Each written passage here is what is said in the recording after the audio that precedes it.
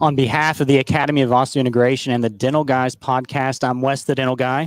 And I'm John, the Dental Guy. And here we are continuing with a great day of speakers. And I don't want to waste any time on this one because I want to get right into it. So we have Dr. Christian Coachman with us. Thank you for being with us today. Great pleasure. Congrats for the project. I'm happy to be here. Yes. Thank you. Yeah. So we're excited to talk to you because, we know that, first of all, we don't have as many people that have the same type of training that you have that are speaking as much with lab training as well as training as a clinician. Yes. And then, of course, you've really pioneered a lot of the digital smile design things we've been talking about. Talk a little bit about kind of who you are, where you're practicing, teaching, just kind of introduce yourself a little bit to our listeners. Yes. So I'm originally from São Paulo, Brazil, but now living in Madrid, where the headquarters of our company is, DSD, Digital Smile Design. Haven't practiced and worked as a dentist and technician for the last 6-7 years since the business really grew. And that's what I'm doing now. I'm traveling all over the world, spreading the word about all these concepts, and then running the company that basically does education and then services to help doctors implement the ideas that we teach on the courses. Awesome.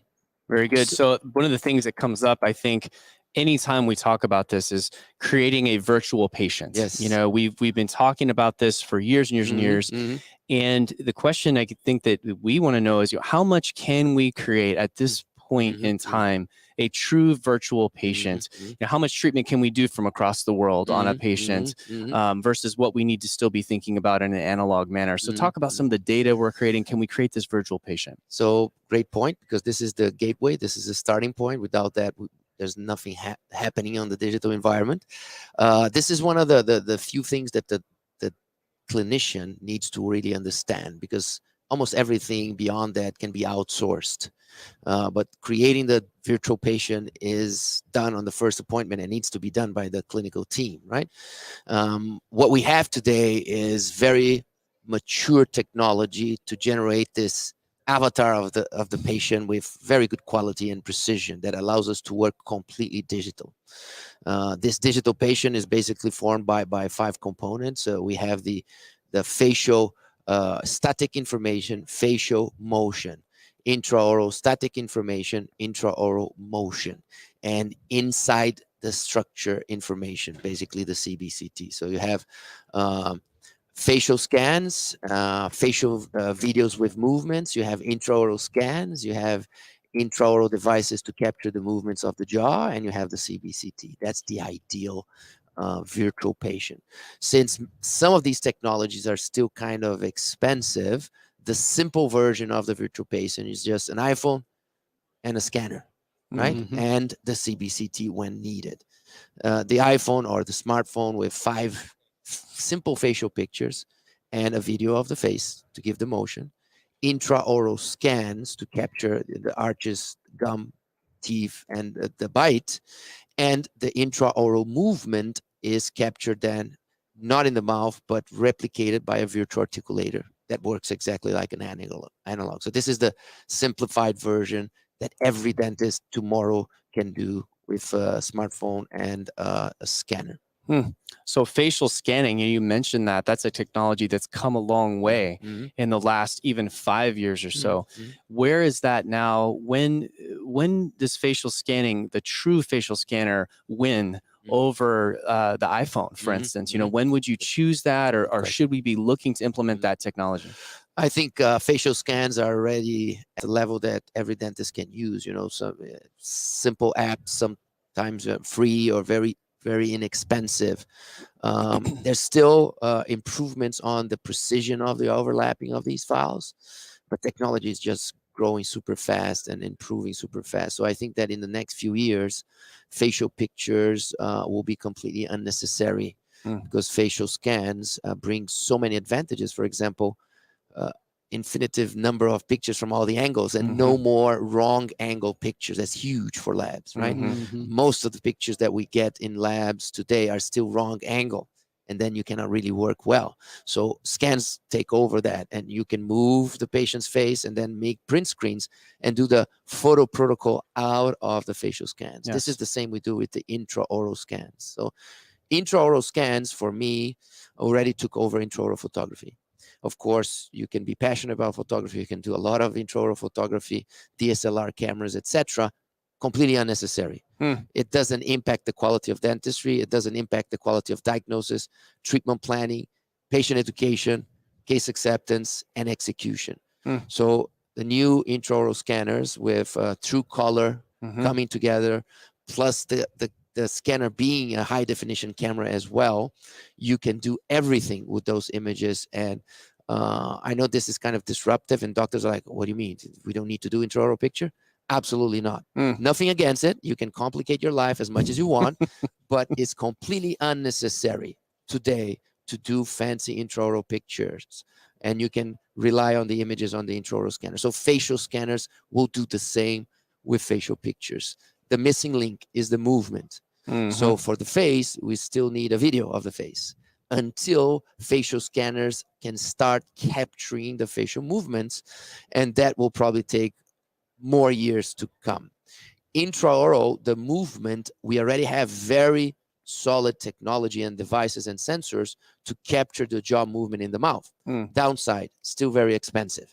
So the easy or the solution today is just use the virtual articulator that has the same limitations of an analog articulator, but does the same bring the benefits of the analog articulator, but in the virtual environment. So this is how we manage the movement. Obviously, our patience is what drove you to be able to like take technology and help our patients be aware of what's possible. And I think one of the things in my practice that I've done with the limited digital smile design that I do with very simple aspects is like even as simple as PowerPoint and showing like how enhanced length of teeth could impact the tooth lip position and all those things that matter to us. Where does 8 and 9 need to go? And so for our patients, really, this is where it is powerful. And with powerful software, right? We know the Photoshop world is really not the real world. And so how is digital smile design creating a honest expectation versus a Photoshop expectation? Good point. First of all, you mentioned working with PowerPoint Keynote. This is what we call the classic vintage DSD. That's right. Still useful.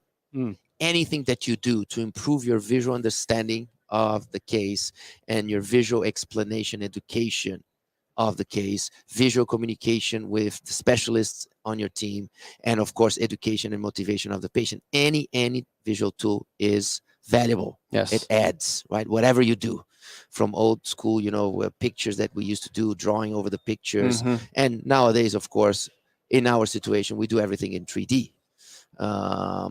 Expectations. People ask that question, when you generate a smile simulation, the downside is that you create an expectation, and if you don't deliver that, patients will complain, right? First of all, when you jump into 3D, these simulations become much more realistic.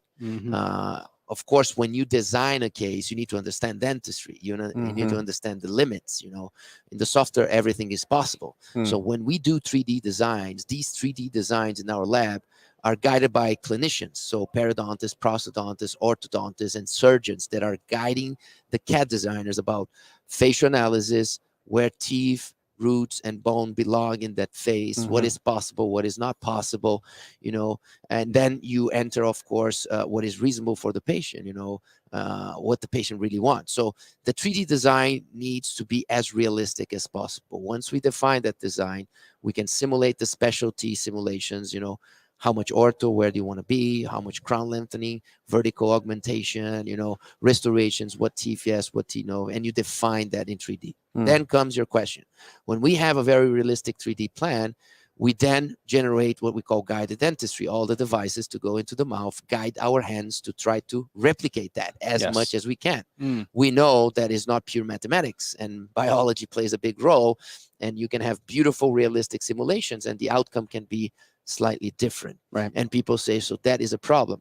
And what I usually tell doctors is that tell your patient, ask your patient, be honest about the fact that these simulations are helping us to diagnose better, treatment plan better, and guide our hands to have outcomes as close as possible to the simulations. Mhm. Using 3D technology allows us to make mistakes on the computer and less mistakes in the mouth. Period. So you patient, what do you prefer? You prefer a doctor that is using 3D technology, showing you what is possible, not saying it will be perfect, or you prefer a doctor that says, you know, I'm not going to commit with anything, because then the patient will not complain. You choose as a patient, which doctor do you prefer? Right. And it's pretty obvious, right? Exactly. Exactly. One of the limitations, just from a maybe more diving down into details on that, used to be tooth libraries that were available to our lab that we, you know, where are we now with that? Because obviously in the end, we have to be able to mill or print, whether it's a provisional or a mock-up or whatever it might be. How good is that now, where we can actually have the lab have that available and then be able to make that into something real? That's another great point. So there's two concepts here that we developed, that we teach, we share with our community. You know, that first one, that is a revolution in restorative dentistry, is what we call copy-paste dentistry. Meaning that once you do a pre-op 3D design, you can copy-paste this into all the phases of the treatment. Meaning that for the first time ever, you can have a 3D design or a 2D simulation that is identical to a 3D design, that is identical to the mock-up, that is identical to the provisional, that is identical to the final restoration, if that's what you want. So that is one concept. The other concept is what we call the natural restoration libraries, meaning that these files, they're not suggested by softwares, neither developed by a human hand. They are scans of real natural dentition. So all our libraries are natural dentition, meaning that your mock-ups, provisionals, and final restorations will look supernatural. And this is much more, it's bringing aesthetics to a more democratic situation, where more doctors and technicians can deliver beautiful, natural new smiles if they understand the concept of monolithic restoration. Because the beauty now is not on the stratification, on the layers. The beauty comes from the files, the surface of the file. That's what nature, the gift of nature to us in restorative dentistry. So rather than having a block of like teeth in a library that was created by some mold somewhere or somebody's original hand touch, you're actually saying, and we're not even using AI, right? We're actually scanning, right, people's teeth, and then using that to create a library. And any patient that has beautiful dentition that goes to your office can be a smile donator, as we call it, right? I love it. A digital smile donator. Right. You can scan the daughter beautiful smile and rehabilitate the mother with that beautiful That's smile. what I'm talking about. Right? And that a smile donator, I like that. I like That's that. You can level. scan the patient when they're young and keep those files and rehabilitate them when they get slightly older. Oh, so edgeware, right, John? Our patients, as they have pathway edgeware, they destroy their teeth. Let's go back to when they're 20. Actually, instead of just bringing in the picture of when you were 20. Car accident. You scan the patient today, they go to a car crash, mess up their teeth. Next week, you rehabilitate them with the exact same. Oh my so goodness. Does that mean that now, because this is changing the way I'm thinking as we're talking, so that even now when we talk about scanning every patient, even sometimes talking about 100%. Scanning every patient at every hygiene visit, that's becoming a discussion, right? Is this a reason we're actually banking the history? You want to keep a 3D history of your patient, right? You want your patient not only to be this static avatar, but you want to have this avatar evolving, dynamic through the years. So every hygiene session, scan your patients. And the softwares nowadays, they are able to combine this and create this little 3D movie. And you can start forecasting issues. That's the beauty. So you can see, imagine you scan your patient 5 years ago, 4 years, 3, 2, 1, and you start to compare this, and you can see soft tissue recession, crowding, abrasion, erosion, abfraction, discolorate, everything you can follow. And I feel like this is where AI is going to start to be interesting. Maybe to be able to predict these changes and catch these in 100%. Multiple scans 100%. And then say, hey, here's where we will be projected in 10 years should we not change this, rather than just trying to explain that to the patient. We can actually show them this change.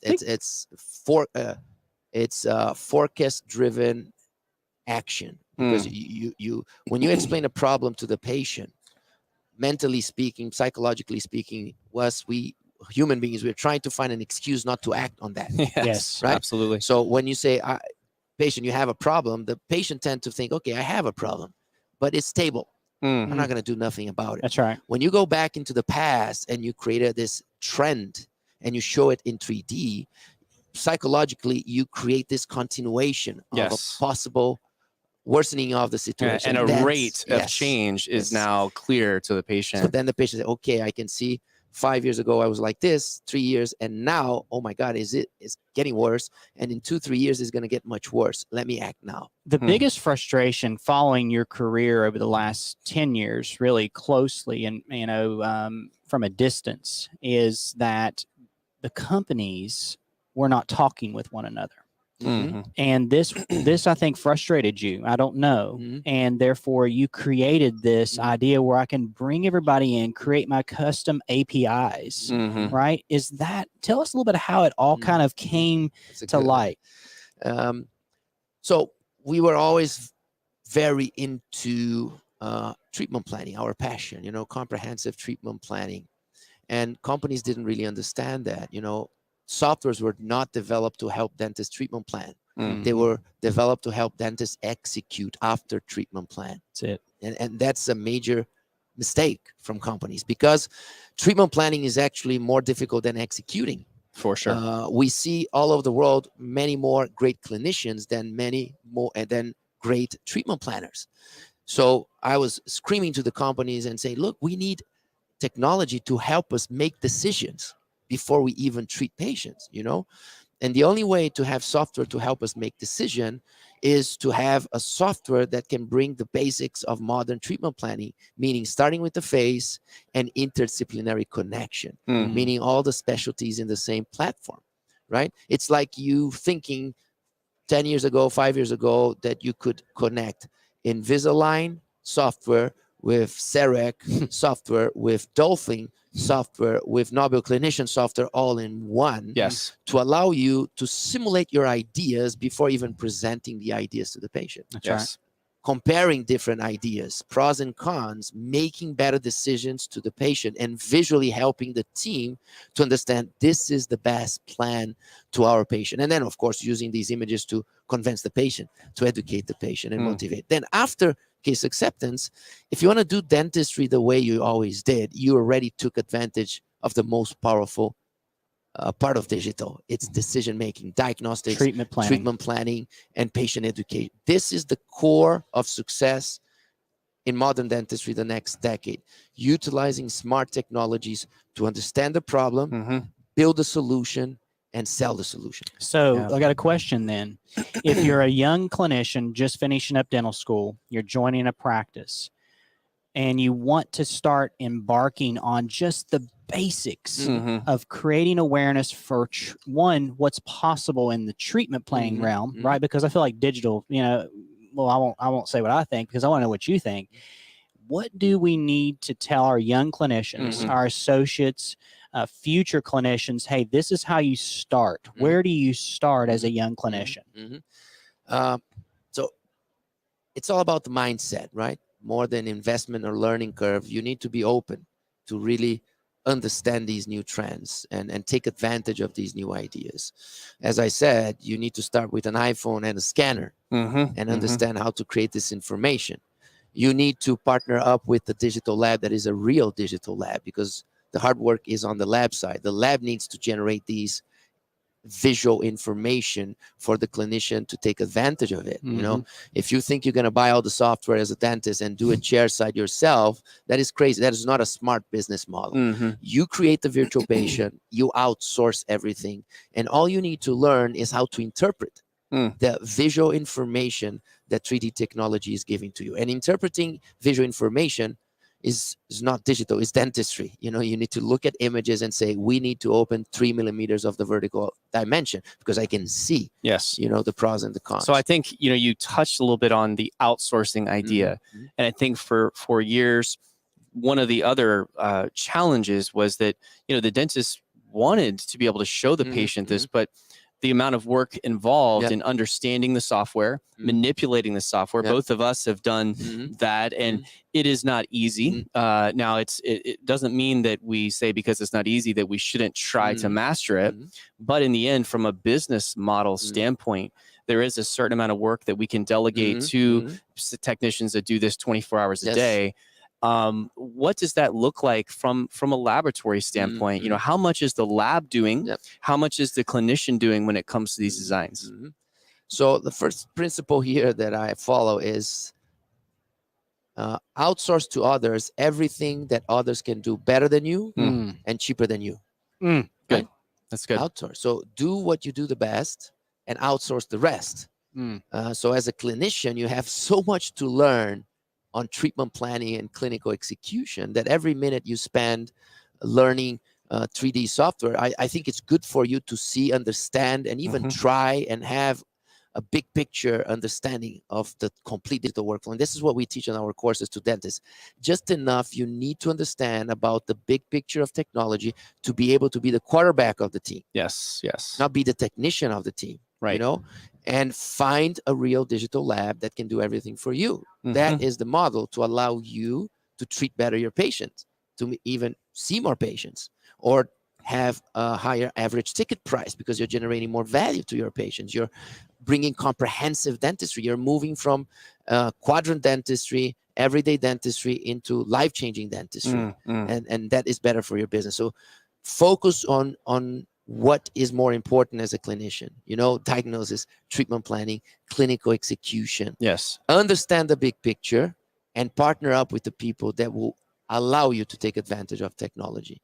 So basically in the modern world, there's 3 teams that will be working together: the clinical team, the manufacturing team, and the 3D treatment planning team. So you need to find your 2 partners. Who's going to be your treatment planning, your digital 3D treatment planning team, and who's going to be your manufacturing team. Many labs, I call labs as manufacturing centers. They know everything they need to know to print and mill whatever they need to do.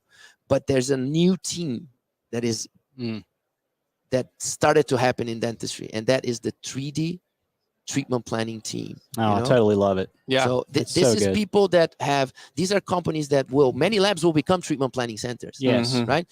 Some DSOs will build their own treatment planning centers. Implant companies are already investing in that. Absolutely. Our DSD planning center model that needs to be spread out because we cannot serve the world. Right. We are small. So the treatment planning philosophy, I think, is going to play a big role in the near future, and many companies will become that. What means becoming that? Hiring high-end treatment planners. So labs need to hire high-end dentists or clinicians, periodontist specialists to work for the lab. Right.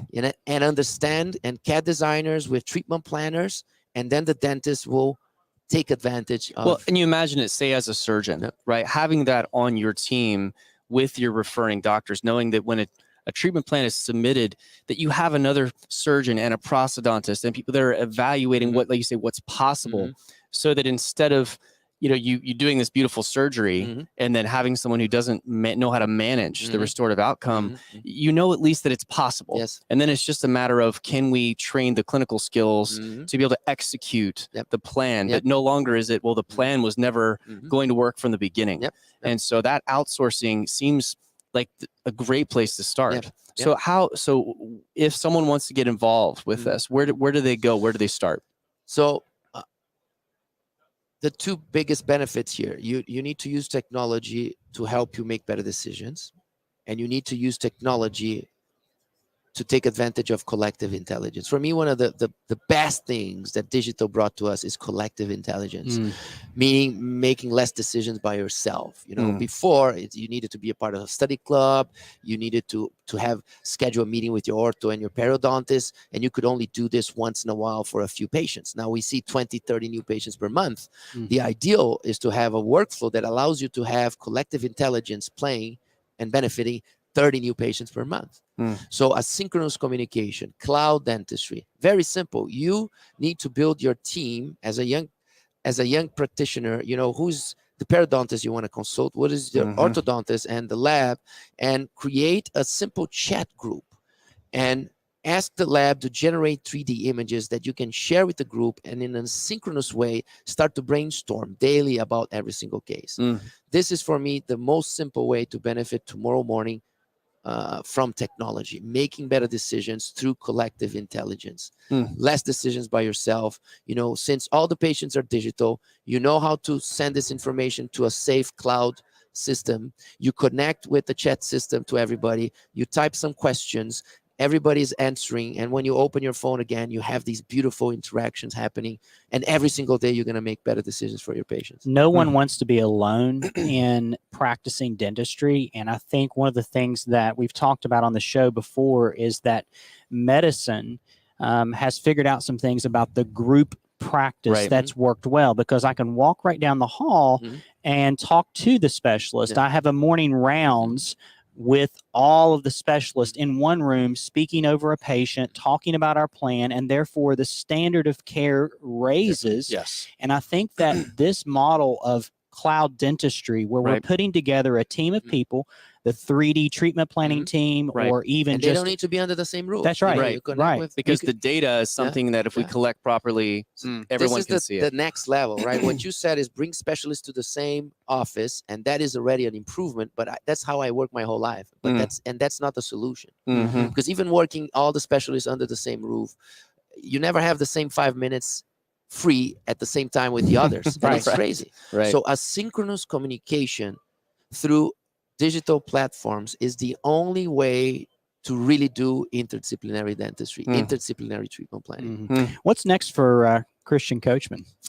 Oof, there's so much, just based on these projects and ideas that we discussed here, there's so much to be done in terms of streamlining all of this. I think that the last decade for us was the decade of consolidating these pioneering ideas. The next decade is about simplifying and spreading these ideas, making it possible for more people. So I don't think the next decade will be about great revolutionary ideas. It's much more about taking the great ideas we had for the past 10 years and make it more affordable for everybody. Wow. Man, this has been amazing. It's been amazing. Well, thank you for being with us today. It's been great to hear your passion behind what you're doing. And I think it's challenged us to think more about how we can implement this into our practices. And for those of you who are listening, we know that you're thinking now, you get your brain spinning. So obviously go check out what Dr. Coachman's doing. And thanks again for being with us. Thank you so much, Dr. Coachman. Super cool. Yeah. Bye-bye. So Wes, wow. Okay, so John, the question is, do you want to be a smile donator? Is your smile good enough, John? Or is, do we need to improve your smile and then donate it? I wish maybe I should have donated my smile years ago so that I could have it then reconstructed, considering, as I age, but what a cool idea to think you could take the daughter's smile and reconstruct the mother, because she says, oh, I like my daughter's smile. Well, we can give you that. Turns out there's so much to digest here that it's going to take a re-release of this broadcast. And that's what's going to happen here, is that you'll hear us post-produce this, but there's so much commentary too on this particular subject of the 3D treatment planning team. I mean, there was some one-liners in there, man. Oh man. I mean that. And so what we've seen, we can talk a little about our personal experience now, since we have a couple minutes. You and I were kind of beta testing a smile design type of software. Yeah, years you put ago. on these funky glasses, right? Right. And some of it was super cool because, again, it gave you the ability to take what we had learned, like at Spirit Education, right? Go beyond the PowerPoint planning, and you could say, well, we started with PowerPoint. Now we could do something 3-dimensional. We could show the patient, retracted view and lip at rest view with the same teeth that we were projecting we would use. But we always had, I think, the issues of, number one, who's actually spending the time to do the work on that? Because I could do it, but it took me a long time. I mean, I wanted to be proficient, and I could have become more and more and more, but it's a brand new software. And then again, you have to have a lab who also speaks the same language, because if they don't know that software, then you're just basically trying to teach them. So now what we're hearing is that we're seeing labs getting on board with this. They're understanding that we have to have software that sort of is universal. It has to be more open source. It has to be able to take all of this data and consolidate it, and then have it to be available for all of the team to be able to see. And I think if we have that, it solves so much of the frustrations that we had with trying to get there from here. Because I think we were really trying to get there, but it was challenging. And again, the lab's kind of thinking, who's getting, and it's not all about money, but somebody has to get paid for this work. Yeah. So I'll hashtag or tag Brad, the dental lab guy. He's been on our show before, and we've talked to him really off camera about like what he spends most of his day doing. Yes. And you know what it is, John? It's treatment planning. It's treatment planning. And what it is that whenever you talk to Brad, the dental lab guy, and he's going to Spear Education, Coyce, or wherever he might be going this year 3 or 4 times, he's taking the education.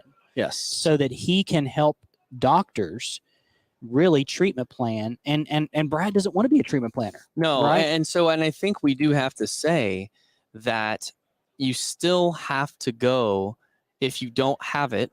Yes. Say if you're a general practitioner, we all know, and any general practitioner, I think, that gets out of dental school, we have some basic understandings of single tooth treatment planning. We really don't often know enough about how to comprehensively treatment plan. And there's still, but I look at this and I think what Dr. Coachman just mentioned is if we can create a virtual patient, yes, if we can have all the data, it allows us to start to see, and if we have some guidance from other people that are better treatment planners than us, we learn. But we also, I think, still have to go and pursue the treatment plan, the diagnosis, the treatment planning. We have to know where we're trying to go. Well, like he said, you don't know, and how are you going to tell? Okay, so you get all this information into a system, right? You put it up there, right? And he was like, well, I'm going to open the vertical 3 millimeters. Right. Well, how do you know that works? Right. Right. So you have how do you know what to tell the lab to do? Or because the lab, I mean, this is how I know both of us feel. The lab shouldn't be telling us what to do. That's exactly what I'm saying about Brad. We need to be doctors. Brad doesn't want to be the treatment planner, right? Because he's not the doctor. Right. Right. And so what Dr. Coachman is saying is that, yes, we have these tools, but still, I think you need to put some legwork in as a doctor. Yeah, it's our responsibility. Right. To understand, one, how to make a diagnosis. Dennis Tarnow said there's only one correct diagnosis, but there's many ways of treatment. Right. And these ideas of cloud-based treatment planning centers and things like that, or just, I like what he said is like, if you can find a group of people, dentists, doctors, to be your sounding board. Yes. Right. Yes, to help you grow. Right. And again, this is what being in a live meeting is all about. Here we are. It's the lunchtime and people are gathered around tables, and guess what's going on? Yeah, they're talking about cases. Right. And you're seeing people with their laptops open saying, hey, look at this. What do I do with this case? And I think that this is where, again, if we have the data and we have that information, that's a starting point. And then we can put that out there to our specialists and we can sort of group think, collaborate. And as he said, it's true. The asynchronous treatment planning or asynchronous data, where you could say, hey, I'm going to put all this information up. And then as people have time to look at it, let's collaborate. And I think that what he is advocating is having this be a system that is created in your office where you have a way of saying, hey, I am responsible for getting this information. You're responsible for this information. And together, we're going to treatment plan this case. That's and right. It's going to make you better. But to have this virtual patient idea, I mean, this is what we've been looking for many, many years. Creating a system that we can actually go through a certain process, work with other people and surround ourselves with people that are better than us, help us make a good clinical decision, right? Really collaborating with others, and then bringing a team together to provide a patient with a better result. Yeah. This is fantastic. Well, John, this has been another one. I mean, maybe you will be a smile donator, right? I hope to one day donate my smile to science. Exactly. So, well, we are excited to bring on our next guest. We have somebody that I think most of you will recognize if you've been in the implant dentistry world for any amount of time. Dr. Van Urban, welcome. We're glad to have you here. Glad to have you here. And we've been talking to some other folks that have a little bit of overlap with some of the things you talk about, but we're really excited to hear what you're excited about in the world of grafting, augmentation. Talk a little bit about who you are, where you are, what you teach. So for those of you who maybe are not as familiar, talk a little bit about yourself there and where you are. So first of all, I'm very excited about defects. Okay, good to hear. Good to hear. And yeah, I'm István Urban. I live in Budapest, Hungary, and I was trained over there partially here at UCLA and Loma Linda University, and I'm focusing on bone and soft tissue grafting of advanced defects such as vertical defects, horizontal defects, mostly, posterior mandibular and anterior maxillary, but also edentulous patients and all kinds of patients who have big defects. Yeah, very good. Awesome. And I think where we want to begin is maybe with one of the biggest challenges that we face in augmentation, which is the posterior mandible, or at least for many people, that has been historically a big challenge. But is it a big challenge today? What is possible with the posterior mandible today as far as augmentation vertically? And what are some of the techniques or materials that are new or that are what we should be thinking about or looking at today? So there's two things with the posterior mandible. One, that it has been considered to be very technique sensitive because of the anatomy and the location. The other one is that the mandible is really cortical, is a poor host to receive a bone graft. Now, I think the technical challenge is solved. So honestly, to me, is one of the easiest area, if not the easiest area to treat. The posterior maxilla and posterior mandible. I mean, posterior maxilla may be even easier. Posterior mandible is easy because you can manage the lingual and the buccal flap in a way that for sure you're going to be able to close easily, whatever the size of the defect is. I mean, seriously, if it's a centimeter of a defect, you can close it because you have two flaps. Now, you have to be aware that, the more the resort is more cortical. And so that's challenging, obviously. So one thing is that, do you need to decorticalize? Like, do you need to put holes into the bone? And according to research, we don't know. But in experience, you better be. Because you want to get some bloods from somewhere. And also, we still need to use some of the autogenous chips into these bone grafts. And otherwise, we don't get enough, growth factors and cells to form the bone because, again, it's a poor host. So autogenous is still important in this area. And you feel, now what is, when you talk about growth factors and we start hearing about what biologics are doing to aid us in these, what is the role of that, say in the posterior mandible in the area where we know it is a poor host? So number one, we're using particulated bone grafts. And it's not 100% autogenous bone. It's half of it autogenous. The other half is a biomaterial that is helping to stabilize the bone. And in terms of biologics, like the bone morphogenic protein, we're doing research on bone morphogenic protein to use in a very low dose.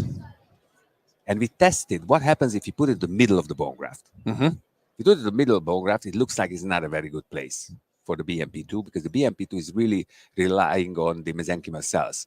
And there's a lot more mesenchymal cells in the soft tissues. So today we call it the lasagna.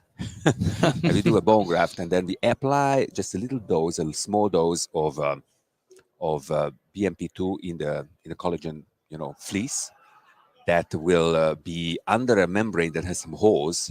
And we put the soft tissue on the top, and that is going to help the bone formation. It's going to be more rapid. It's going to be better. And just for you to know, what is a low dose? So it's still, you still don't know, but like an extraction socket dose should be enough for an entire mandible. So it's very low dose. It's pretty low dose. Now, we heard Dr. Bakali yesterday come on and a colleague, and he talked about BMP and how it's eliminated going to the iliac crest. Do you feel the same way? You mean eliminated for like the need for going to the iliac crest? Yes. Yeah, we don't go for the iliac crest for the last 20 years, so that has been eliminated without the BMP2, I think. Right. Even without the BMP2. Yeah. You can harvest enough bone if you particulate it. Because if you particulate bone graft, the particulated bone is much more volume than a piece of block. So and then you can mix it, so you don't need 100%. So you particulate it, you don't need 100%, and then the oral cavity is enough for 99% of your cases. I would say, I'm not saying 100% because it's never 100, but it's very close. Okay. And we have very big defects that you look at like, okay, how are you going to take the bone from? Where are you going to take the bone from? And you can take enough bone. So you feel that, again, that area that again, historically, for many people, they've considered to be a challenging area, really, because you have two flaps, the ability to advance two flaps for primary closure. That's the key. That's why you don't see that as being a challenge. It's more the technique of understanding how to properly dissect and release those flaps. Is Understand the anatomy, Mhm. the different zones that you have in the mandible, on the lingual, Mhm. and then do the different steps according to the anatomical zones. And we're very lucky because there is very dense connective tissue inside the mandible that is basically hosting the vessels and the nerves. And I like to say that this was planted here by nature millions of years ago to protect this anatomy from the dentist. So, yeah. So you have to work hard to harm it. You have to, as long as you understand the anatomy. I mean, you really want to, you really need to, want to harm it. It's like So with the advent of being able to enhance the bone, I think the next thing that we're really learning is, and it's almost paramount now, is the advancement in what we know about soft tissue and enhancing the soft tissue in the peri-implant area to a certain thickness. And most of these atrophic mandibles that we're working with, these are these, elderly patients, maybe sometimes not elderly, maybe it's an accident or someone that lost their teeth at an early age and now we're in the mid 40s. periimplantitis. That's right, Mhm. peri-implantitis. And we have an atrophic situation where, we have thinner tissue, right? 1 to 2 millimeters above the bone. And so how are we enhancing the soft tissue once the bone graft has healed, or do we do it at the same time, or is there multiple surgeries involved? So very good question. Basically, if the tissue is very thin, which happens a lot, that doesn't really worry me for the bone graft because I'm going to advance the 2 flaps and I'm going to suture them in 2 layers. So the 2 layers is always like at least 4 or 5 millimeters thick. But then, it just flattens out and sometimes, yes, it's very thin. So if it's thin, you're going to lose bone easily because the tissue is too thin. And there is also mucosal tissue. So there's 2 problems sometimes. The thickness and the mucosal tissue. And Now, the type, right? Yeah. So thickness, you can make it thicker. You can place your implant a little bit deeper.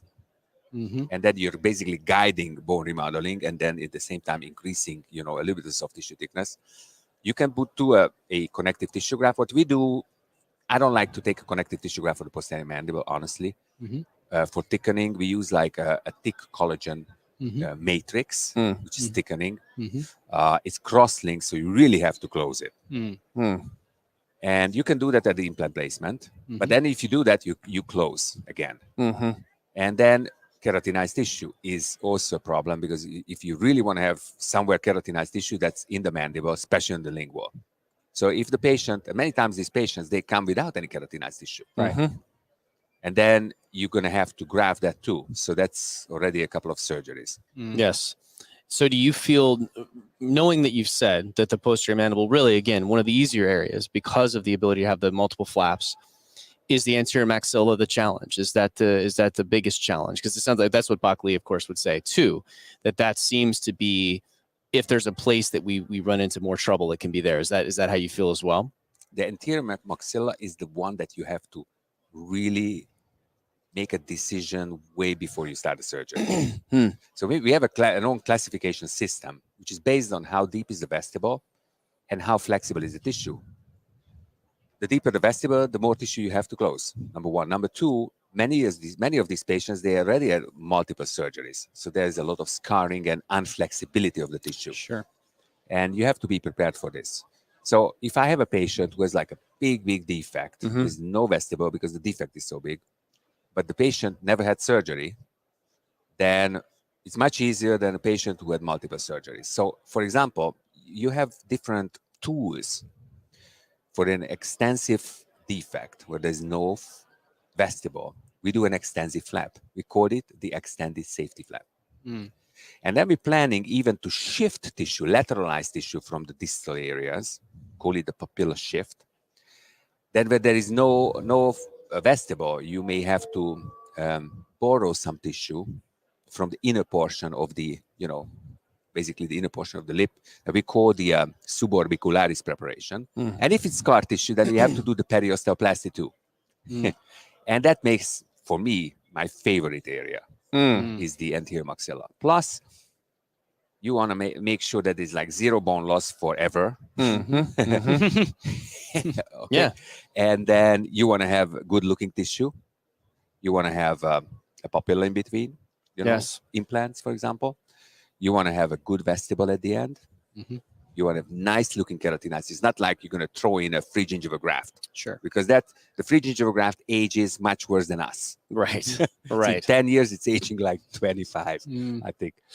And it's just getting uglier and uglier. So, for example, we are collecting mini strip grafts from the fascia, Mm-hmm. and we're planting them just a thin strip. And then we have a collagen matrix to absorb that. And then we looked at in a study that we asked the patients, okay, if you had a palatinal soft tissue graft or a buccal soft tissue graft, how does it look to you? Mhm. Satisfaction was with both cases very, very high, but objective, I mean, we saw it's much nicer looking, but the patients too. So these are the little things. What's the role of tunnel type of techniques compared to, you know, open flap? Because there's been a lot of, obviously there are many techniques that are available to us. How many times are you opening a full flap or split thickness versus tunnel techniques? Well, why would you do a tunnel technique? That's the question. Mhm, But mhm. they do the tunnel technique. The flap is not less traumatic, Mm. okay? Because you really don't have all the control. The tunnel technique they have done mostly to make sure that it's easier to keep the closure on top of the bone graft, and which is absolutely not a problem for us. So we do 0 tunnels because we just control the whole thing, and then you can close an open flap in a way that's not going to open up. So unless you want to do a tunnel to just do a tunnel, Right, just because. then it's fine. But to do a tunnel to prevent an exposure of a bone graft, I don't think it's not need to be any tunnel. So, for instance, I think then what that comes down to is the training of the surgeon, right? Yeah. And actually closure. I mean, the finishing of these cases, really, it comes down to the suturing techniques, you know, the minuscule things that really make it, because when one of these opens up, it's not a good day, right? It's not. It's not a good day. And I think that one of the things that I think is missing is finishing surgery. Yeah. Where are people learning, right? If we have surgeons that are practicing a very high level and you're practicing a very high level, where are we learning and going postgraduate, right? Postdoctorally, once we receive our maybe specialty degree or whatever it might be, where are we going to learn some of these techniques so that we can enhance our patient care? So, you know, there are a lot of, couple of places where very experienced surgeons are giving courses. I don't want to, advocate our courses, but we also do that. So, and we're very busy because, as you said, I always say the first 5 minutes and the last 10 minutes are the two most important. That's why you fail. Right. First 5 minutes, wrong flap design and wrong flap elevation. Last 10 minutes, not a good closure. Right. And so obviously you have to have a good training. And if you have a specialty training, like I had, I think I had very good training at UCLA and Loma Linda universities, where they really were focusing on, like, UCLA is perfect for, how you manage a flap. But again, so let's say you're an experienced clinician already, but you want to learn this, and you have to go somewhere where this is how you specialize. Right. For example, me, if I place an implant to native bone, I feel like I'm wasting my time. Like, what do I do here? I want to delegate, but the patient doesn't want to go somewhere else. Right. It's too easy. It's just too easy. Right. But so we do. Last year I did 91 live surgeries because all these courses we do so many live surgeries. Not only to explain, to do a hands-on, but also when you show how you work. I Right. think that's very important. Right. And it's a real life, and I'm not worried if it's a difficult case and it's difficult for me and it's not perfect, and I put that screw in, like, or pin in 2 times because I failed the first time. I think that's a good thing. Let's talk about materials. So what's today the role as far as particulates for xenograft, allograft, autograft? You mentioned that you use a 50% typically autograft, allograft. Is that universal through most of the cases that you do, the similar makeup of the grafting material? Is there a xenograft role today? I do xenograft because of the stability. Mm. Because the allograft is good, but allograft and autogenous together, the both can resorb. And what we see sometimes on the CT scan, it was because you used to do a lot of autogenous bone. that you look at the CT scan, you're surprised, like, there's barely enough. Or sometimes you see 2, 3, 4 threads completely out, which is like a 20-year-old all autogenous. Now you look at like this hybrid bone graft, you look at the CT scan, like there's like the implant is shouting that please remove some bone, I cannot breathe. So that's a big difference. And that's the reason. Is there a concern around implants with xenograft as far as having foreign body type of reactions in the soft tissue? No, it's just not an issue. The stability is what you're seeing. So I think the thing that really, we were talking to Dr. Bockley about, and I'd like to hear you talk about this, is temporization, right, with these cases. And talk a little bit about what you're doing and who you're working with, if you're doing them yourself, and how you're setting your patients up for success. Because we know that temporization is a big question that a lot of people really have regarding these big defects, especially anterior maxilla. Yes, anterior maxilla. We may be going through 2 or 3 or 4 surgeries. Right. You need to have very good professionals. And I mean, I used to do it myself, not anymore. So there's 2 types of patients. One, let's say I have an anterior maxillary defect, perfect teeth. Then you don't want to make a bridge. Then up to, 4 teeth is easy. 5 is already a little bit challenging. So we do something called like the temporary package. I do a surgery, then I'm not gonna, we prefabricate usually a Maryland bridge and like a snap-on smile, an Essex. And we're gonna use this Essex for the first 3 weeks until everything settles back, because we don't want to destroy the Maryland. Then we're gonna do a good Maryland, metal, reinforced, that can be done, and then, just remove it a couple of times. But if the patient has, and we have patients when they have like, usually car accidents, bicycle accidents, but they're young patients and they're miserable. They're coming with missing like 7 teeth. They have an Essex. You cannot do anything else. Right. Yes. But they're happy because, after 3 weeks, you did the bone graft, their face is already looking much better. Because the anterior maxilla is another problem, is the lip support missing. Right.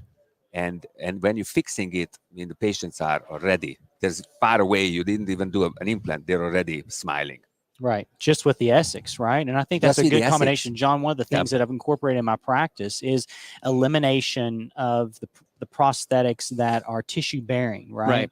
And that destroys grafting. And the idea that doing the Essex first, get the blood out of the field, don't worry about bonding today. Super easy to deliver. Patients' confidence and satisfaction goes up. They start feeling better. The swelling goes down. You bring them back a couple of weeks later. You've got to check on this incision line opening possibility, right? Anyway.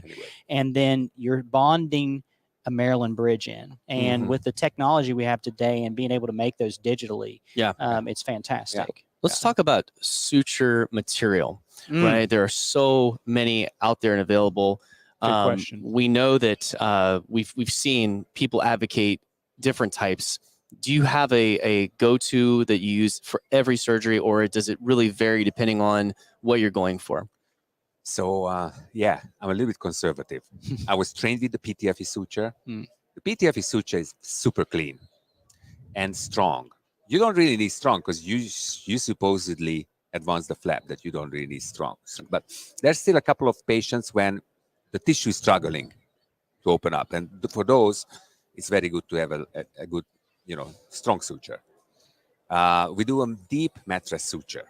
The mattress suture is deep in the tissue. You really better want to have something really clean. So that is the reason we still today, I've never did a bone graft in the last 20 plus years now without PTFE. Then the vertical incisions, we close with 6 or 7-0 nylon sutures. Any internal suturing, we use monofilament resorbables. That's like little bit like a European way. When I went back and I ordered a chromic gut, they were like, well, which century are you living in? And I think it's a good suture, but still, and then they gave me like monocryl and glycolon. And so it's quite simple. We don't really use any braided suture, but some of my friends, they use like 7 braided sutures for vertical incisions. I think it's just the monofilament makes it easy. And the PTFE makes it very predictable. for the closure. Are you involved in any research right now that you're excited about? Yes. Yeah, let's talk about that. So we do a preclinical and clinical research. The preclinical research, I'm very excited about that we're doing this research, for example, on the BMP. And so first we did research to see if you have a membrane, hose or not hose, what happens if you put BMP in there. And we found, okay, the soft tissue is more important than what we thought. Then we looked at if you do hose or not hose in the membrane, what happens with vascularization, bone maturation. And we found periosteum is helping with that too. Then we did like a full mesh. And we found it's not very good because it's very difficult to remove, for example. And it's not, we also seen in the preclinical research that the adaptation is better if you do at least one part as a membrane. And if the adaptation is better, the soft tissue doesn't grow underneath. And then now we're studying the microdose of BMP. Okay. So in the latest study, we used the biomaterials only, BMP2 only, but like less than 100 micrograms, and only 8 weeks of healing. And it was like, so when we did the study design, we did it with Dr. Ulf Wickersjö, who's very knowledgeable in this, and he was like, said, "You don't need more." I'm like, yeah, it's a very expensive study. It's like, we're not going to get anything. He said, "No, you will." I said, okay. So I believed him, and I read some articles. I said, okay, let's see. So then we had the BMP only, less than 100 micrograms. Then we did the lasagna versus sandwich. Okay, so most people like the lasagna more than sandwich. Seems like the BMP always has this. I mean, we've had hot dogs, sandwich, That's right. I mean, sausages. sausages. Yeah, exactly. Yeah. So anyway, but basically, so there's the defect, huge defect. You put a little bit of graft material, you put the BMP in there, more graft material, close. The other one, graft material only, and a little layer of BMP on the top. Like, it was amazing how much of a difference. Because of the mesenchymal cells that we see in the soft tissue. Location of the BMP makes that much difference. Yeah. And the sandwich was very interesting. Above the membrane, in between the periosteal membrane, there was like lamellar bone. Inside the bone graft, there was big holes. Big holes and like voids of bone formation. The other one, the lasagna, was, even though there was nothing inside the bone graft, only on the top, it was all bone down there. Wow. That's a huge study, because that makes a big difference in the technique. Yeah. And I think timing. it's going to make a lot of changes. And you say 8 weeks is what that was looking but at. that was, in a preclinical level, which is always like, these preclinical study objects are always faster healing than human. But I would say for an extreme defect in the posterior mandible, if you do a lasagna, you can make your surgery, your healing time less, and you're going to get bone very early on, like this table. Wow. So talk about the timing on that. How long would you advocate healing a re-entry for a case like that? Okay, so an average vertical defect, we used to wait for 9 months, let's say 7. If you do the lasagna, 6 the most. Wow. If you do, but the extreme defect is the one that is interesting, because there is not a single article on the extreme defect, which is the huge defect. And that usually was taking, like, we put in the membrane, then we wait, then we remove the membrane, then we wait more, then we put in the implant, then we do something called a mini sausage. Yes. And then, but with this one, you do the lasagna, I would say, in 7-8 months, in a defect that is unheard of. Okay. It's done. Maybe 6. I don't want to. I want to be a little bit more conservative with the numbers, but I would say, So you can make it better, faster, less swelling, less expense. Wow, your practice has definitely maybe changed a little bit over the years. I think, as we're seeing less fully edentulous patients and more partially edentulous patients, the challenge might be greater now, because people want more fixed restoration than removable restoration. And has that happened in your practice as you've moved through your career? Yeah. So, honestly, removables, it's like non-existent. Yeah. And we as we were talking to Bach as well, he was saying that there's really not a lot of defects at this point that we don't feel good about being able to reconstruct, even in the anterior maxilla. I mean, the pink porcelain just doesn't necessarily have to be a thing. Do you feel the same way? Do you feel like there are very few limitations now with what we have? Yeah, but I think also talking about edentulous patients. So, for example, I have a resolved maxillary patient, and I'm going to graft, but I don't need to graft the whole face. Sure. Just like graft enough so I can put in implants. And today, the technology and the techniques for pink ceramics improve so much that you can have like you cannot tell that it's like is it fake. Right, exactly. That's allowed for a lot less invasive grafting because we can make up the difference with the pink. So I think if you look at the best interest of the patient, maybe some patients are completely okay and it's fine to do pink ceramic restorations. Yes. Well, Wes, I think this has been really enlightening because when we hear that something that used to be considered one of the hardest things is now actually one of the easiest things. that makes us sleep better at night, I think. Is it easy? Well, I mean, I think if you have the right training. You're talking to the master, right? If you have the right training, you have the right training, and I think that if you're looking for more training, then you need to look to the experts, look to people like the AO, right? Who are going to publish articles that I'm sure you're going to submit, and we're super excited to read those and follow up. So thank you so much for being on today. Thanks for being on with us. Really appreciate what you're doing. Thank you. Excellent. John, you too. Another great discussion. Ridge augmentation. Man, some pearls to take home from Dr. Bockley and Dr. Estevan Urban, which, we've seen his stuff presented before. And we always come away with like, how did he do that? Right. How did that happen? Because, oftentimes, again, these areas that we think are impossible, we see these cases and we kind of think, how is this happening? Is this just the hand skills of the clinician, or is this something that we can do that it's actually generalizable or trainable, teachable? And what we're seeing here is it's possible. We just have to have excellent training. Did you, before talking to Dr. Lee and Dr. Urban, did you feel comfortable with telling patients that we know how to graft vertically and horizontally, like so predictably? Well, definitely not with as much confidence as what I just heard. He said that was easy. That was the easy spot. Confidence. That's the thing I get from both of these guys is that we've got confidence now that, one, we have the technology. We're not using a ton of biomaterials. Really, we're using combinations, and there's really not a lot of special sauce other than the technique. Right. The technique. And did you hear about the technique? It's the beginning, right, with the flap design. Right. The first 5 minutes. Right. And then the end and how I finish that. Right. And so, man, this is super cool stuff. And we're super glad that we can bring this to you live. Yeah. And again, if you're unable to watch this live right now, if you're just kind of tuning in and you want to go back and check out some of the things we've done, those are living on the Academy of Osteointegration Facebook, YouTube, the Dental Guys Facebook and YouTube channel.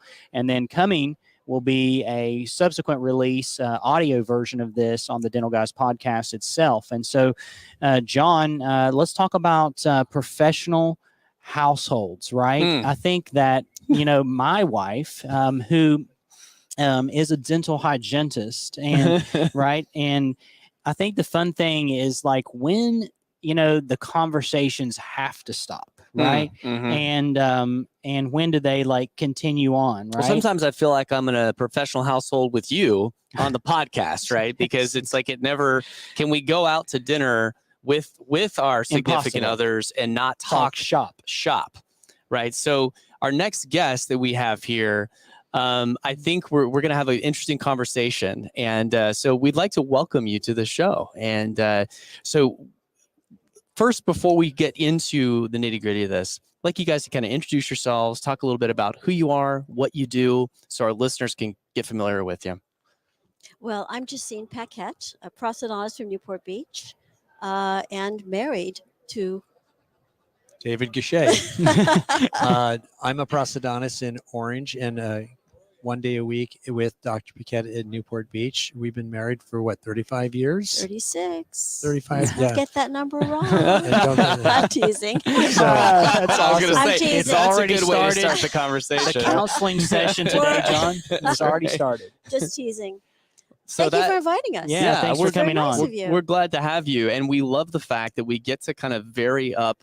You know, we've been hardcore clinical for, you know, a couple of days now, which is awesome. We love the nerd factor. We love to geek out on all this stuff. But we think this is a very interesting topic on what it's like to have kind of the dual professional household. What is that? What's the day-to-day like with that? Because we have, I think, as we were at the Young Clinicians dinner last night, there's a lot of young clinicians who are kind of maybe they have a relationship happening in their residency, or they're young in practice, and they're trying to figure out what that's going to look like if they were to get married, or maybe they are, and they're trying to navigate that world. And it's very different than, you know, just having the one person in this world. Not only is it, you know, there's so many aspects of that, from student loans to finances to the actual day-to-day. And we'd love to kind of hear your story about that. You know, how did that start?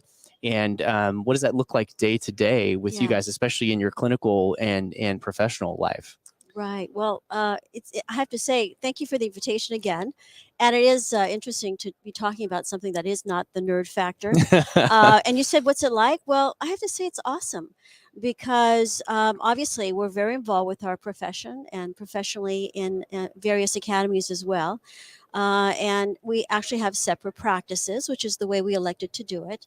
But there's a synergy there. And so with relationships that we have with people nationally, internationally, in the world of dentistry, we have just such a great time. So if we're attending a meeting, we're together having fun, meeting more friends. So it's fabulous. And we share thoughts. We don't talk about dentistry every day, but we do talk about it quite often because, you know, it's interesting. So it's somebody that understands what you're doing. I would have to say we don't differentiate. There's not a boundary. Like, I realize that many people ask us the same thing, and I just said we're really parents more than anything back in the day.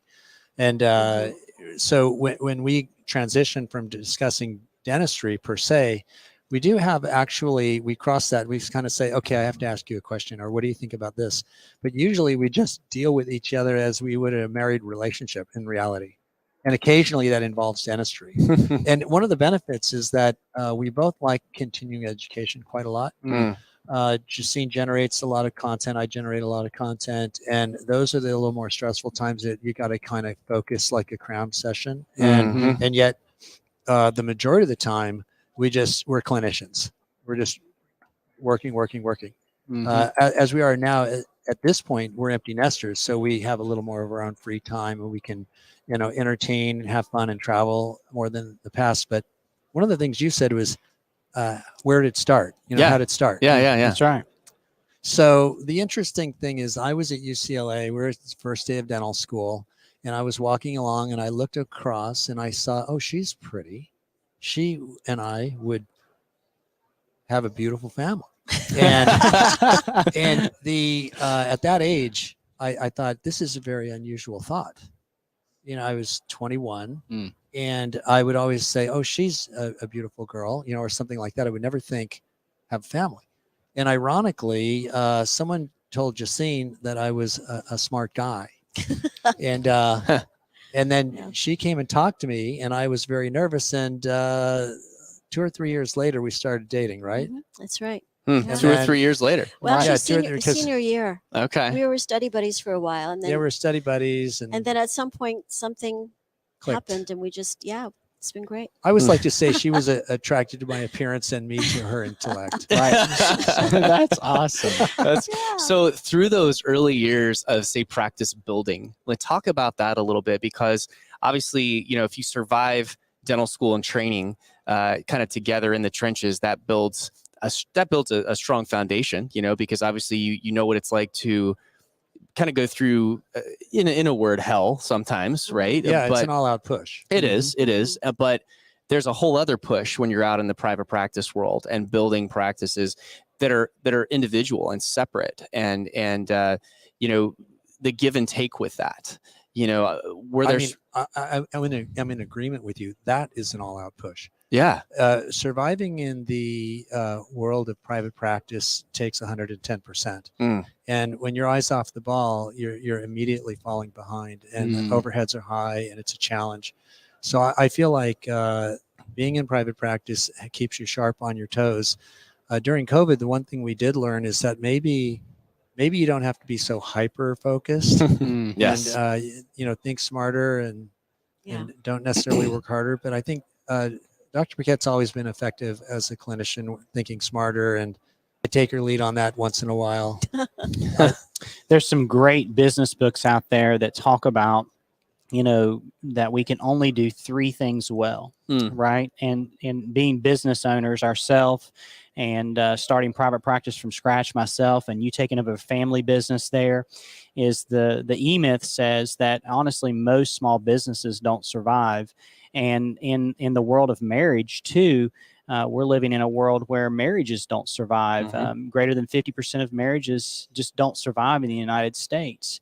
And you guys are making things work. And so in that E-Myth book, it talks about like you can really do 2 things pretty well. Most people can. 3 things pretty much impossible. There's 1%ers out there, obviously, for every rule. And so you can be a technician, you can be a visionary, right? And you can be a manager. And so, like I said, you can't do all 3 things. Some people can do 2, and most people can do 1. Dentists are obviously, if you're wet fingered at all, you're a technician. Speak to that. I mean, you mentioned during COVID even that you've kind of refocused maybe to work smarter, and not harder. Are you delegating more now than you did when you started? Well, I'd like to address this one. Yeah. I think what you said, when you said you're a technician and a visionary and a manager, I like to think of myself as a technician and a visionary, and that we're constantly trying to innovate in our practices. It's good. And less so in management. I have partners that fill in the gaps where I am not as strong in that area. So we're looking to link digital workflows for practice efficiency and fully leverage our practice based on this. And that practice model has been in test for 5 years, and it's really turned out to be true and effective. Basically, I talked a little bit about it today. One of the most transformational changes in the last 10 years for us was the intraoral scanner, not as a treatment tool, but as a diagnostic device. So we get that information on every patient in their first visit. And I had to fight a little bit of an uphill battle on that, in that it's a cumbersome device. It's hard to move around. And until we had the infrastructure where it was light, easy, quick, upgraded infrastructure digitally, upgraded, IT. And then all of a sudden, the efficiency phase came along. And now it's just like the staff is getting the scans, boom, boom, boom, boom, boom. And the practice efficiency and effectiveness and comfort to relax and know I've got everything I need and have it all there with the lab support that they know how to use it. We had to push to get it there, but now it's really achieved a transformative effect in our lives and our practice. So it's funny because for me, I think I'm more the manager technician side of things. For us with 3 grown sons now, it's obviously management of the family was an emphasis that I had, and management of my entire team and our practice. And it's the beauty of having a dental practice is a continuum in that you continue to strive to be a better people manager, a patient manager. Those are the things I really enjoy, and obviously the technical side as well. So definitely David is more the tech guy in and technology as well. And for me, it's more the management side too. So it's interesting. Do you guys run your practices? Do you feel like completely differently, or do you feel like you run them in a similar fashion? I would think differently. I would think that the parts that we have most in common are patient care, and at the highest level, we are both dedicated and focused on that. But on the management side, I surround myself with technically expert staff that really have our back. And Dr. Paquette, I believe, has a vision to know when to step in and say that we need to take the reins and take a look at the way this is going, and let's do this or let's do that and let's make a change. And rather than work with it And I hire people who are effective around me at helping Yeah. make those decisions. I think delegation is really important because you can't be everything, can't wear every hat. But definitely who you surround yourself with is important. I'm sure you've heard this from many business owners that you need to have people that are just as dedicated as you and people that are skilled. I have to say, having been in practice now 35 years, that we have a team that is really just fantastic. And we hear that reflection from patients all the time. So it's a great thing to get to that point. And Justine, yeah. you have a quote that you often say, you're most like your 5 best friends or the people that you. Yes, you're most like the 5 people you hang around with. But also it's interesting because years ago I wrote this little article called The Second DDS. You know, it's one thing to get that DDS degree, but the second one is then to develop that practice, deliver quality, right, and exceed expectations and so on. So that's the fun part of it. You know, that's the part you can enjoy with doing the dentistry. And don't sway from that vision. Stay the course. You know, it may be enticing to maybe compromise your objectives at times because of financial strains, but really having that vision, what your practice you want it to be, you can create that. And so, what do you say to people who are in where you were when you were 21 to 25 years old before you were married, who are looking at that maybe and they're saying, well, I think this is the person I want to be with, but say again, 2 professionals. What are some of the questions they should be asking? What are some of the challenges that they should expect to face? You know, what would you advise them to really look into before making those decisions? I think you have to have someone with a similar culture. For me, the thing I appreciated about Justine was that she was a talented person, but also ethical.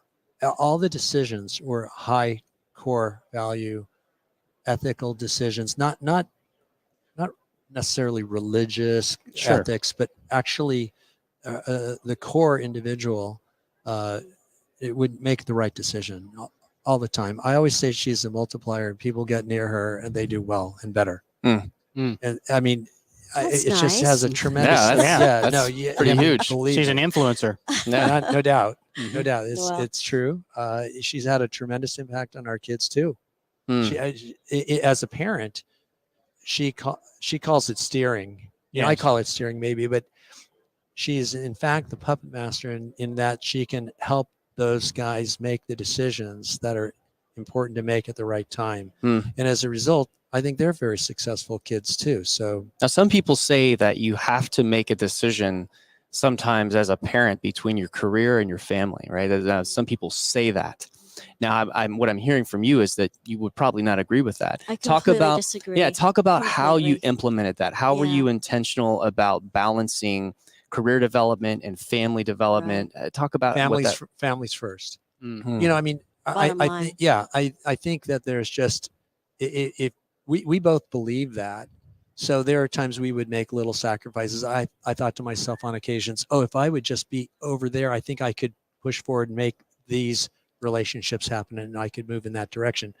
But always Justine would steer us toward the family and say, hey, look, we're gonna do this or we're gonna do that. And I couldn't deny it, you know. No. So since we were in agreement, it's really quality time, not quantity time. And you know, obviously with my sons having had a mother who's obviously very professionally busy, I think that they're extremely independent. And you know, I think some young women may be concerned that they're not giving their children enough time. It's that quality time that really counts.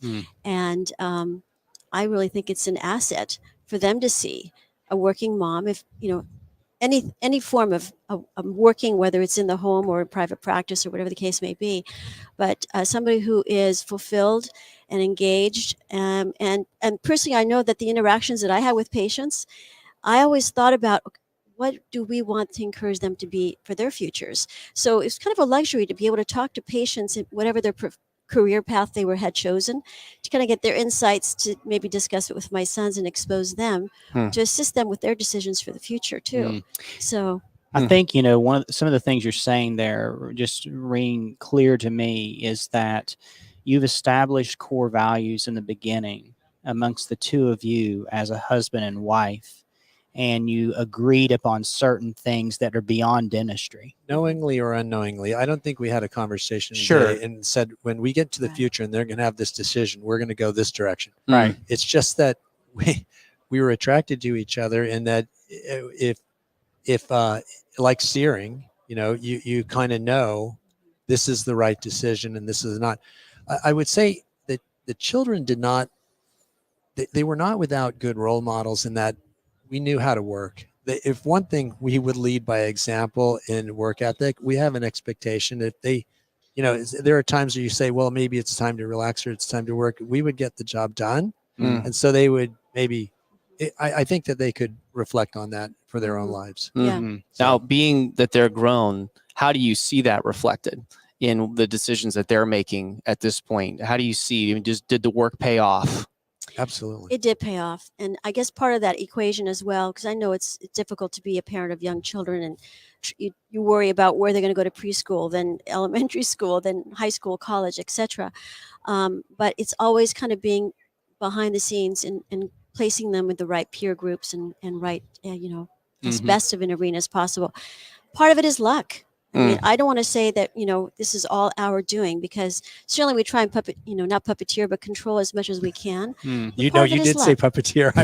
I'm only saying that because he keeps saying that about me. Oh, you heard that? Okay.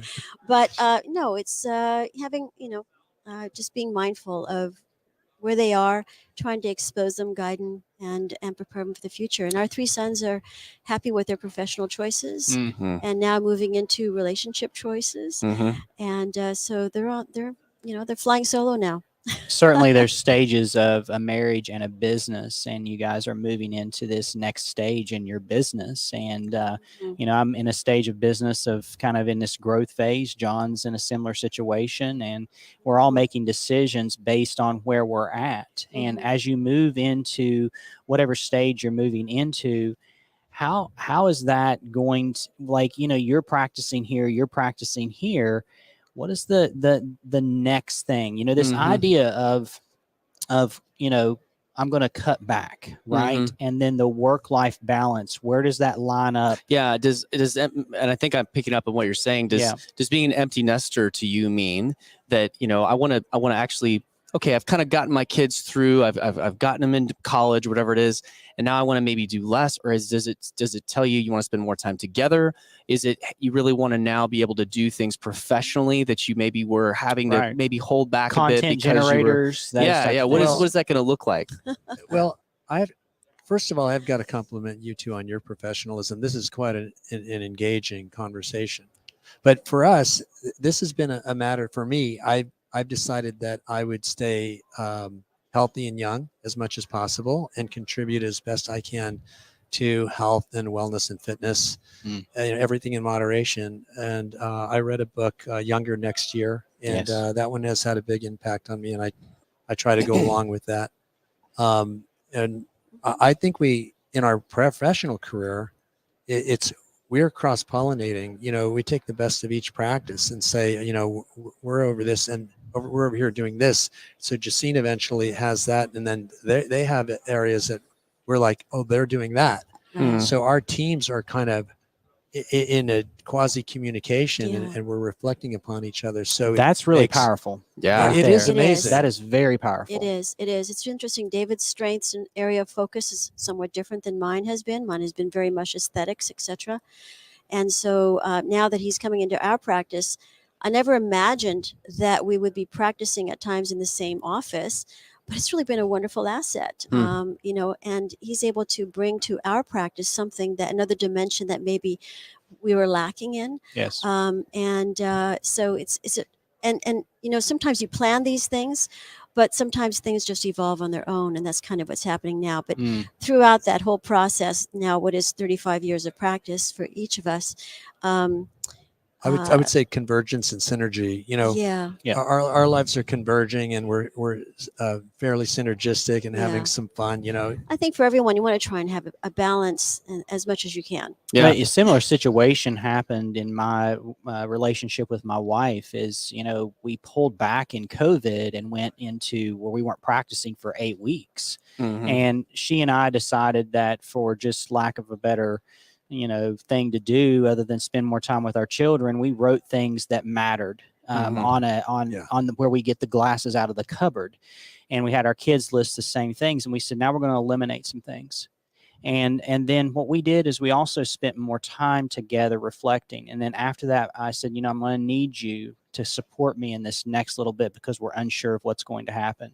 And she rolled in a big way, and knowing what she knows from being in dentistry, was able to come back at a full-time manner for about 10 weeks. And what that did for our practice was it brought back some perspective that both of us decided when we opened up from day one that I felt like that we lost. And our team saw that, and they got behind the vision of what we originally created because I brought her back in. Yeah. And I think that's the power of like this dual professional thing, is that we complement each other more than we know because we're at home, and you become who you're around. And it's definitely mutual respect, I think, is what you want, your children to see, your team to see. Absolutely. It's respecting that other person and saying, hey, you are excellent at this, and they feel the same about you. And I think COVID hopefully has had that effect on a lot of us, to sit back and go, okay, what really matters?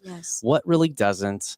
Again, it's great to produce and collect. That's a beautiful thing, but there's also time, and there's also passions, and there's also the people side that I think, and how you relate with your team. Absolutely. It was a forced slowdown that allowed you to kind of refocus back in and potentially stay on that course. That's right. Because I know there's some clinicians that focus on, quote, slow dentistry. Yes. And that's the most enjoyable dentistry. It is. And that's the most, longing dentistry and relationship and loyalties with patients as well.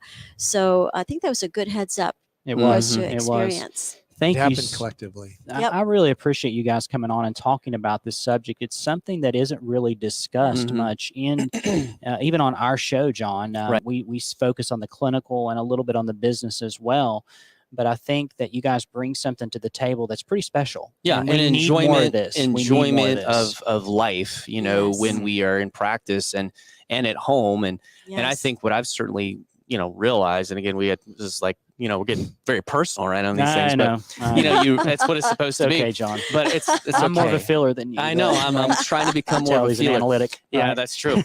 But, you start to understand that, when in the end, what is going to matter. And if you are happy at home, then things tend to just kind of work out and at work. Yeah. And I think that, we've certainly met a lot of people that through COVID, it was, very much exposed that things weren't always good.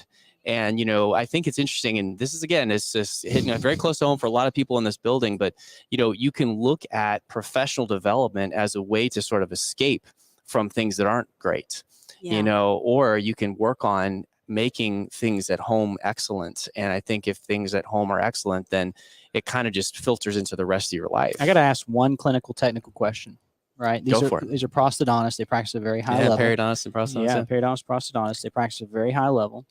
Obviously in aesthetics. Both pros. Yeah. So aesthetics and all the things come into play.